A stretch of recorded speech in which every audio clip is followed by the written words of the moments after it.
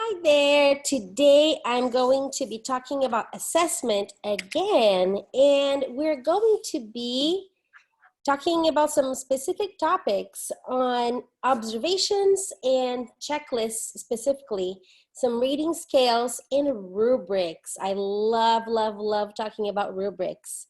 Also, we're going to talk about teacher designed assessment strategies a little bit. All right. Okay, so the first thing I want to talk about today is using informal observation. It's so important to be looking at your students and evaluating your students on an everyday basis, right? You're going around your classroom, you're looking at your students as they're working, and you are taking notes. You're grabbing your notebook and you're like taking notes here and there. You have a sticky note, you have a piece of paper, you're taking notes as you go, right? Because throughout the school day, those observations will give you a lot of insight into your students' learning needs and their progress, right? And then every day, if you do that, you're gonna get to know them much better and what they need at the end of the month, at the end of the year. And so when they go to the next grade, you can tell the teacher, the following teacher, the next year's teacher, what they actually need to improve on based on your observations of the everyday. You also get to see a lot of the behaviors, a lot of the emotional, learning that needs to happen, that emotional support that they might need, that social interaction among students. So you can do all those things by informally observing students. So the assessment can be informal, and it's very productive for you, right? So collecting data through notes, checklists, sticky notes, audio notes. Maybe you can go around the room, you can grab your phone and you can do audio notes. You can use your audio app. Let me see if I can find mine right here. Let's see. There are a few that popped up. I typed under my search audio. I have a few audio notes apps right here. I have audio memos. And then you can use the free version of those. And you can push record at the bottom right there.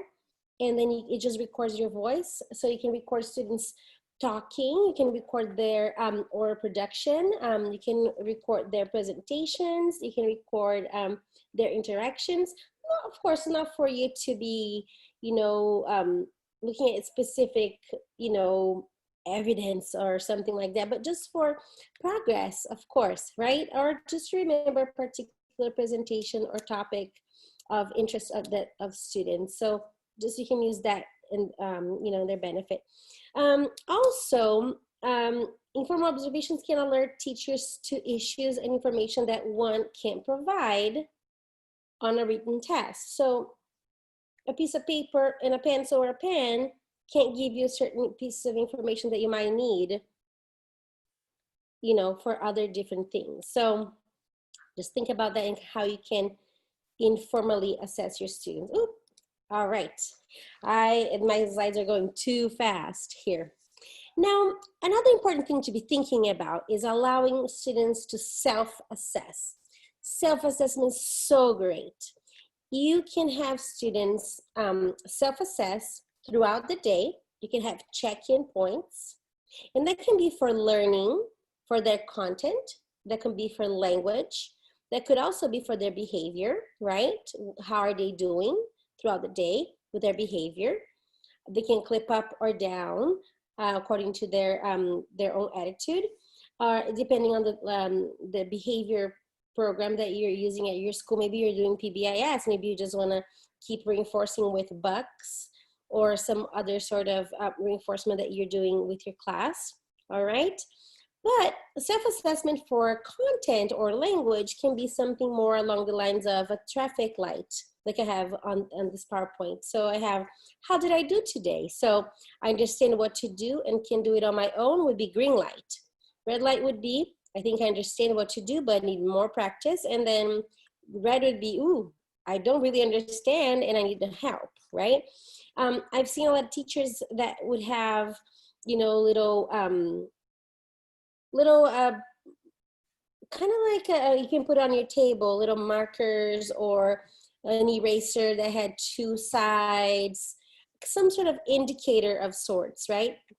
Stick that you could go up and down, some sort of object on the tables that would say red, green, or yellow, that they could change, they could flip over throughout the day, or even like a little spiral, little tiny little notebook thing that they would flip over and you could see the colors. That could be like that, or a kind of marker they could swap the lid on top. Then you could see, oh, it's red now, it's green now, it's yellow now. So that you could see, yep, we need more help. Nope, we don't need help. Or a little flag, right, in the middle of the table, so that you would know going around the room that they need more help. Now, with online learning, you want to make sure that you're also trying to give students the opportunity to tell you that they need more help. So if you're doing, for example, if you're using Zoom platform, you could do breakout rooms, right? And you could have them message you that they need help. And so as the instructor, you can see a message pop up at your screen saying, oh, that particular room, breakout room, needs assistance with something specific. So you can train your students to call you when they need your help, your assistance for something specific as well. And if you're using Google Classroom or a different platform, you can find ways for them to let you know that they need help as well. All right.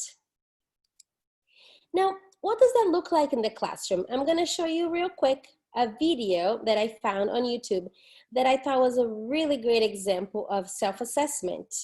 It's just showing a little bit of the classroom environment and all, so you can have an idea on what it looks like to self-assess. All right, so let's do this. I'm gonna pause my video, okay, so you can have full screen, and let's do this.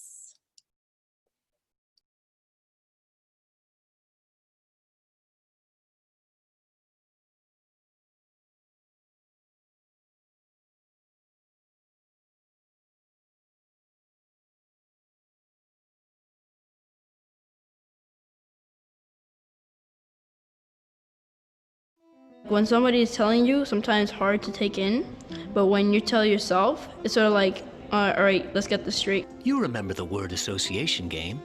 I say blue, you say sky. I say sunshine, you say summer day.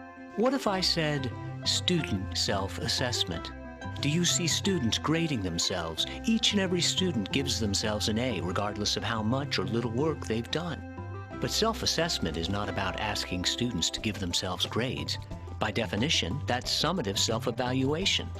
No, self-assessment means engaging students in a formative process in which they compare their work to clear criteria and determine how to make improvements. We believe that in all forms of learning, the opportunity to revise is essential. Self-assessment inspires students to take charge of the vision and revision process. In fact, research shows that students who use self-assessment methods learn more, earn better grades, and receive higher test scores. How can you create the right conditions for students to become their own most important resource in the assessment of their own work? This video will provide you with perspectives from students and teachers regarding the optimum classroom conditions for self-assessment, and will touch upon establishment of clear criteria with a rubric or checklist, supporting thoughtful self-assessment according to those criteria, setting aside time for students to revise and improve upon their work. When I look at my work, I feel pretty good because I know that I can fix it, and I know that I keep trying. I can do everything myself, and that I can see what I do wrong and how I can make myself better. It was really helpful because sometimes you don't get your ideas straight and forget to include something. But when you look at the rubric, you know what you have to include. We sort of have this philosophy in my class that if you are not at the level you wish to be, then you're not done yet. We start projects now in a very different way. We start them by really presenting and clarifying the criteria, the things that count. So my students now know exactly what their goals are and what they need to be immersed in. The self-assessments help them focus back into that criteria. So, how do you do self-assessment? Consider a colored pencil technique. First, create a rubric with your students. Then, Focus your students on specific elements of the criteria on the rubric by having them use a colored pencil to underline key words of a particular criterion on the rubric, and then look for evidence of having met that standard and underline it in the same color. In this example, for the first criterion, thesis, students underlined clear thesis in red, and then underlined their own thesis statement in red and considered whether or not it was clear. If not, they made a note to themselves in the margins that guided revision. You may guide your class through this process for each criterion. Once the essays have been thoroughly assessed, provide your students time to revise their work. It's no longer just depending on me to tell them what to do. They're making the decisions themselves. The greatest discovery is definitely, wow, my students can improve so much from this. It's like an incredible discovery. If you take your time for a self-assessment, it will make your work better because you have to take time to view your own work and not just like hand it in instantly. And then when you realize your mistake, you can't make it. Check yourself and try to tell yourself what you did wrong, and also try to tell yourself what you did right, and so you're complimenting yourself. And you usually do this on like a writing piece, but you could do it on anything. It's always about improving now because you know you could do better. Like the next time you write something, you're always looking out for those mistakes. That does make me notice things that I wouldn't usually notice. When I came into teaching, the most important thing for me as a teacher was to create independent learners. That feeds their entire life. I say learning, you say growth. I say question, you say answer. I say self-assessment, you say a practical method of helping students identify strengths and weaknesses in their own work and revise accordingly. It is our hope that with these methods, your students may develop the skills they need as independent, self-directed, and lifelong learners. So what's the point of having school if you can't learn from your mistakes?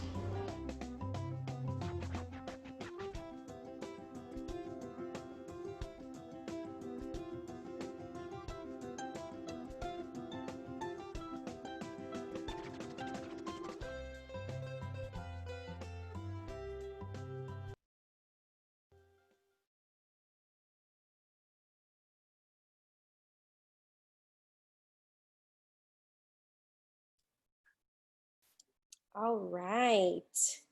Okay, so that was excellent. What did you think of this video? All right, let me share my other screen now. Let me go back to my PowerPoint. All right.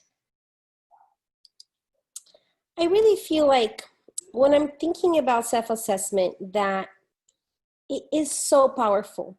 When you reflect about your own learning and your own experiences, it is so empowering, right? So if you're thinking about a very young learner and how they are learning and how they feel about that process, it's huge, right? An example would be if you have a student draw a self-portrait, how they see themselves.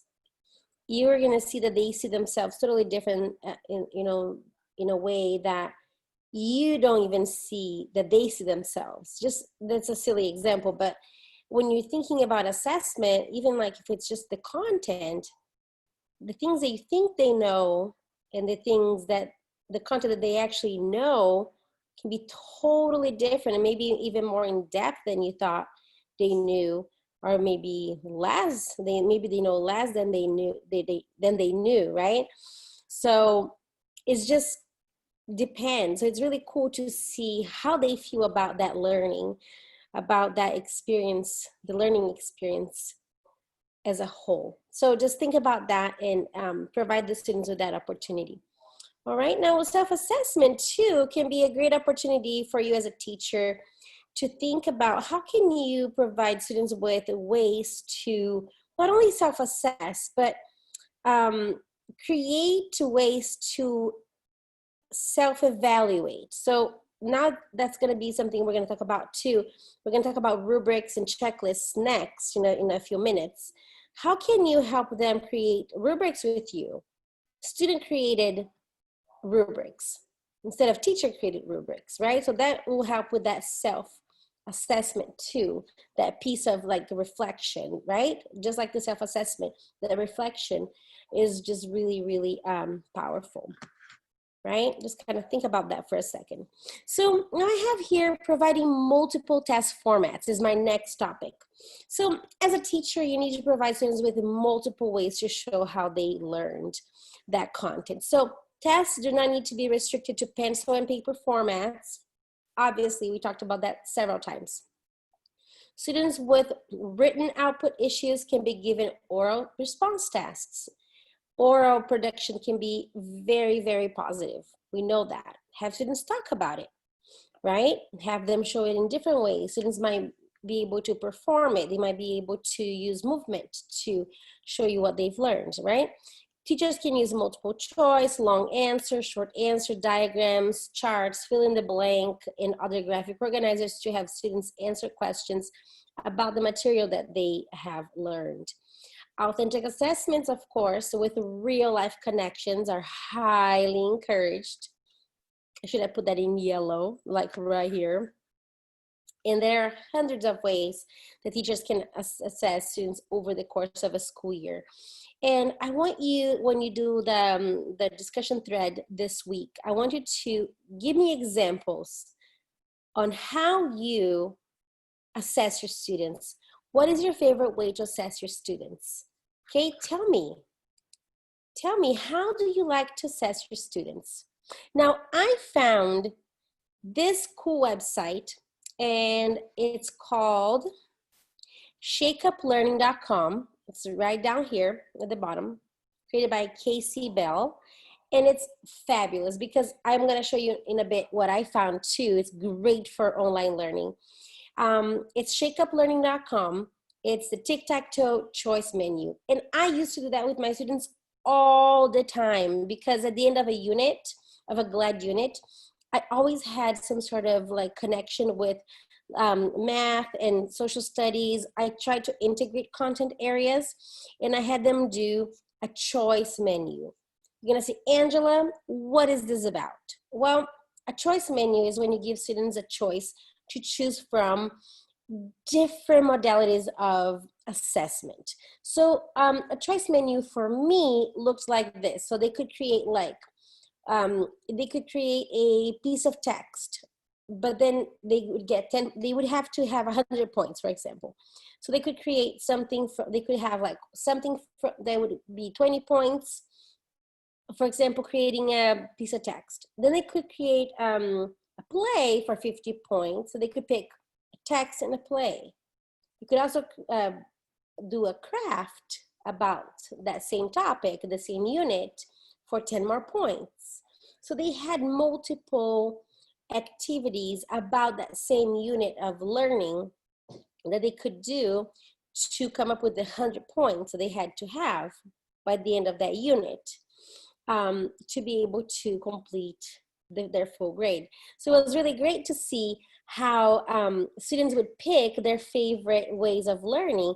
If they would like to doing more of, like more of like kinesthetic kind of activity movement, right? They would just choose something they could do, like a play. They could stand up and go act it out, and then they could make a video of it if they wanted. Or some students like doing crafts and building things out of paper, or so they just did their very best with their, building on their strengths is what I'm trying to say. So this menu, for example, is really cool because this one is more tailored to online learning, which is really cool because that's where we're at, right, with our learning right now.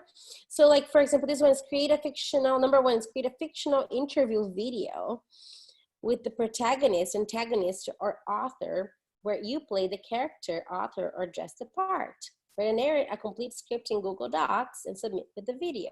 So like, this is like number one. Number two, create character trading cards using the digital tool of your choice. Remember to include name, image, and at least 5 characteristics for each character. Number three, write a diary using one of your, like in this case, you can do the story mains characters that they would have written before. Let's see. Remember that the characters' thoughts and feelings are very important in the diary. So this one, it doesn't have a particular tool. That could be maybe probably notebook, right? Doesn't say. Number 4, create an interactive digital timeline of events from your book. Ooh, maybe you can use Padlet.com for that one, right? 5, write a 1-paragraph summary of your novel and share on a slide in your collaborative slide deck. Add an image of the book and so on and so forth. So there's like creating a comic strip. Number 6, creating a soundtrack from YouTube, creating a YouTube playlist with the 10 songs. They would create the soundtrack for that particular story. And then explaining in Google Docs, having a Google Doc open for that, and then explaining why. 7 would be a comic strip. 8, a book trailer, using a digital tool of your choice. And 10, creating a book jacket, right? Using an artistic medium of your choice. You can draw or paint, etc. That could be more hands-on, real life, you know, books and things like that, paper, pencil, and all that. That's excellent. Now, this website also had this awesome template. So if you go there to, the name is shakeuplearning.com, you will find this awesome online virtual menu that you can actually use as a template. You can change it up. Students have to pick from the menu. They have to order 1 entree, 1 appetizer, 1 side, 1 dessert, and 1 beverage. And then they have to use those online tools to create their final projects, right? Which is super cool. So Google Slides, Google Drawing Posters, those are the digital tools that they're going to use. Powtoon, if you haven't seen Powtoon, you should. Super cool. Edu ThingLink, Screencastify, WeVideo, Vocaroo, and etc. So then they have like, they can create a site. They can use Flipgrid and Padlet. So teacher-led ones are the ones on top, the sides. So teacher will lead those and have those ready for them. And then now on the right side, the top right of the screen, there is a rubric. So the teacher has created a link so the students can go and see the rubric, right? They can see how they're being evaluated, the assessment portion. That's why I'm talking about this. We're talking about choice. I'm talking about observing students. I'm talking about self-assessment. I'm talking about ways of assessing. And I'm talking about choice and voice and feeling empowered. So the teacher is going to have that expectation, but you're going to give them choice and voice and all that. So it's super cool. Isn't that awesome? I love it. This just blew my mind. I love it. I love it. So just something to think about. And this is available for you to change. This is a template. You can change it up, make it your own. You could say Johnson's Digital Cafe. I would love to do that. And you can put your own information and just keep going, right? Excellent. So write about that during your discussion, in your discussion thread during that part of your of the week. I want you to write about, what do you think about this way of assessing your students? So how do you like to assess your students? What is authentic to you? The real life connection. So now, what is real life connection? What does that look like, right? So that is my first question that I want answered right here. What is your favorite way to assess your students? I'm gonna stop talking for a second and I want you to think for a minute. What is your favorite way to assess your students? You might have really young learners. You might have primary grades. You might have middle school. You might have high school students. What is your favorite way to assess your students? Okay, I want that question answered in our discussion thread, all right? I want us to discuss that. I want to know what you do that is your favorite thing. And if you don't have a favorite thing, what do you think it would be, right? Based on your favorite like activities and things to do. I love crafts, so I would love to assess my students with hands-on things and doing arts and crafts and making things and painting, right? That's just me. What about you?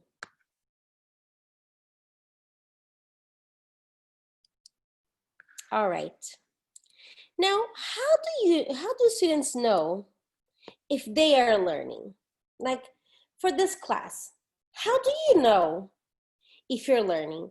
So if in the beginning of the course, when you read the syllabus, if you didn't know that we had a syllabus and we had like the content objectives and all that, how would you know what this class was about? How would you know that this class was about assessment? Just because the title says assessment, well, that doesn't tell you much. I need to give you the content and the objectives for the class. So basically what I'm telling you is I need to tell you what you're learning about, right? But I need to be more specific and I need to tell you, hey, this is how you're gonna be graded. So if you go back to the syllabus, most likely you're gonna find something there.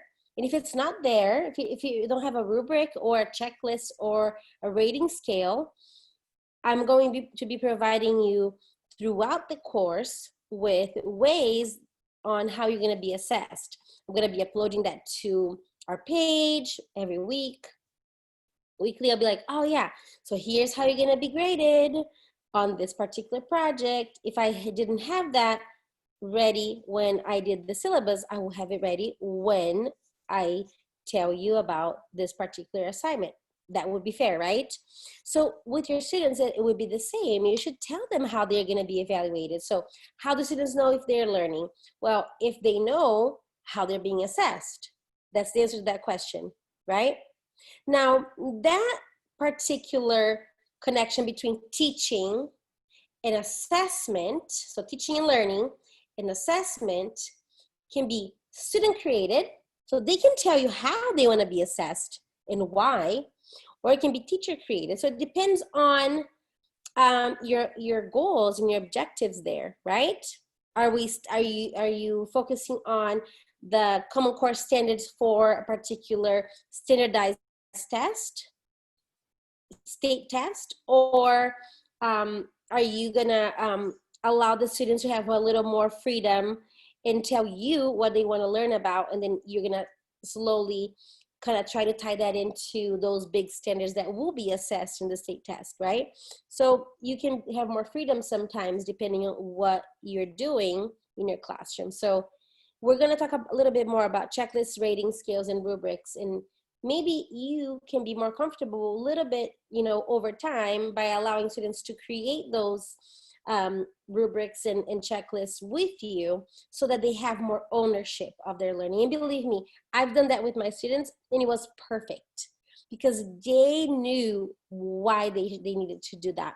One time we went to, so teaching 4th grade, we had every single year, we had the salmon release. We would have the little eggs, when we would get the salmon eggs, we would, see the life cycle of the salmon all the way until they were big enough that we could release them into the water, into the river. So we would go into a field trip every single year to release the salmon into the river, hoping that they would go to the ocean one day, right? So that was really great to see, to have, that field trip and all that. But we had to have expectations for that day and learning goals, because otherwise it was just like crazy, right? Oh, we're just gonna go and have a crazy day. Well, no, they had a project they had to do where we're gonna write about the salmon. We were gonna make a little book about our experiences. So before we went, we wrote a student-created rubric on what that piece of writing was gonna look like. And believe me, it was beautiful.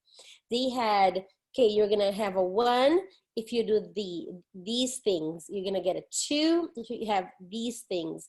You're gonna get a 3, and you're gonna get a 4. 4 would be the most points, and then 1 would be the least, or 0, right, if you don't do it. But they were so honest and so good about that, and it was very detailed. We went through it. It took us 2 days to put it together in 2 sessions, like sitting down at the carpet, brainstorming together. I helped tailor that because I knew what I wanted them to do as far as like product, but it was excellent. It was really great. Now, you can have your students also help you with rating scales, right? Or you can just pick something that will work with your unit too. So what's a rating scale? So a rating scale, those are some examples of rating labels or rating scales. So you can have students know how to label themselves, how to rate themselves: advanced, proficient, partially proficient, needs improvement, or like never, sometimes, usually, always, above expected, below target, on target, mastered, emerging skill. So you can have those rating scales that can help students.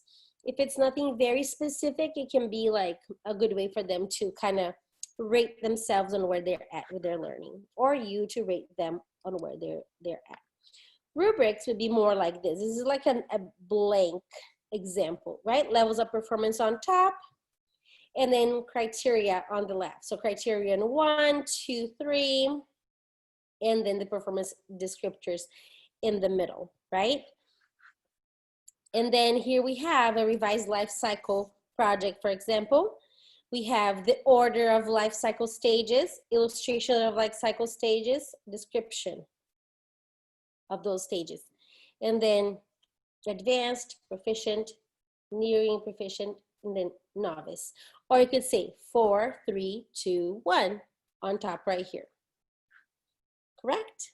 So students know exactly what they should do. So advanced for illustrations should be, each stage has an illustration that gives an especially clear or detailed view about what happens to the animal then.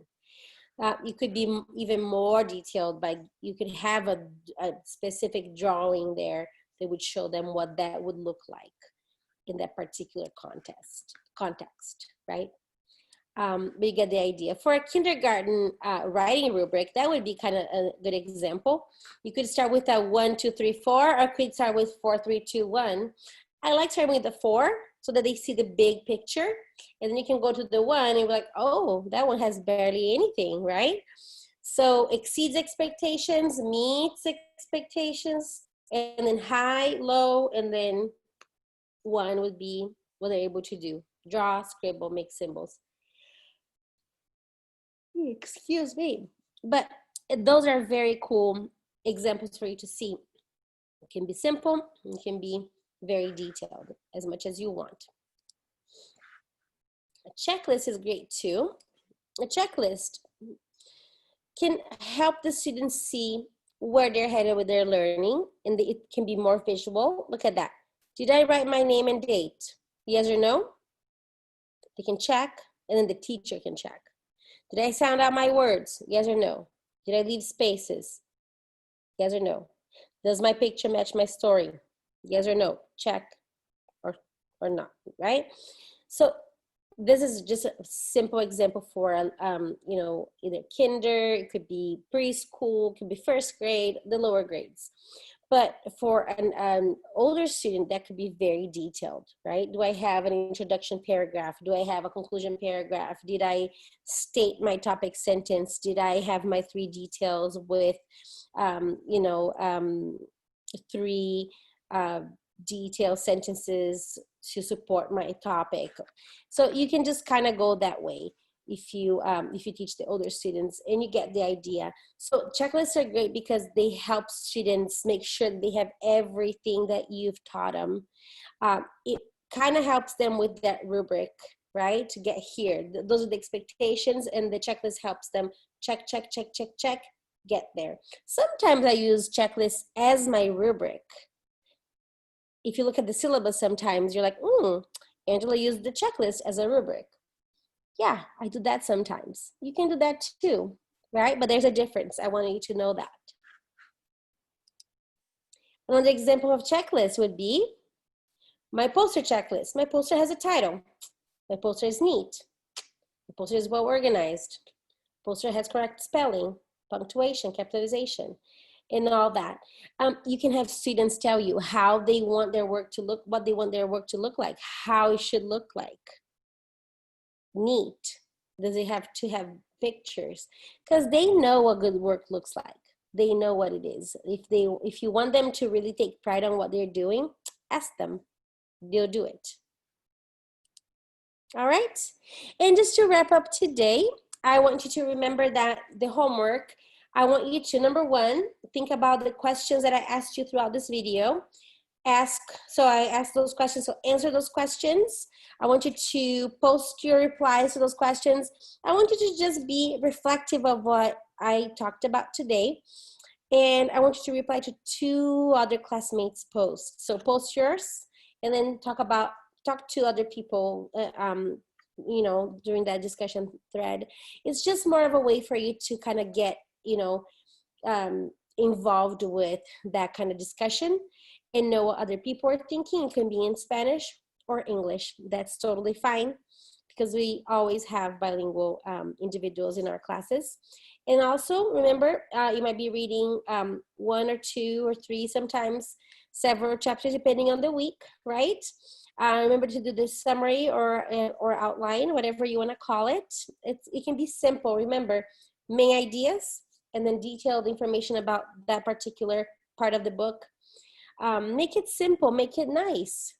It doesn't have to take up all your time, okay? Make it concise, make it wonderful. Make sure to put page numbers there. So you remember, if you need to go and read more, you know what that information is at. You don't need to write everything on the paper that you're typing. Just main ideas, so you can go back and refer to it later, okay? Use that as a reference.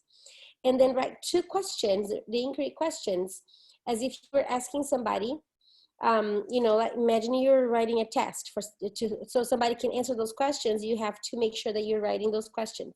So write high-level questions, all right? And that's it. You're doing fabulous. You're doing phenomenal. I'm so proud of you. You've been showing me great work, and I'm so excited to have you in my class. Thank you so much for watching today, and have an excellent week. See you soon. Bye-bye.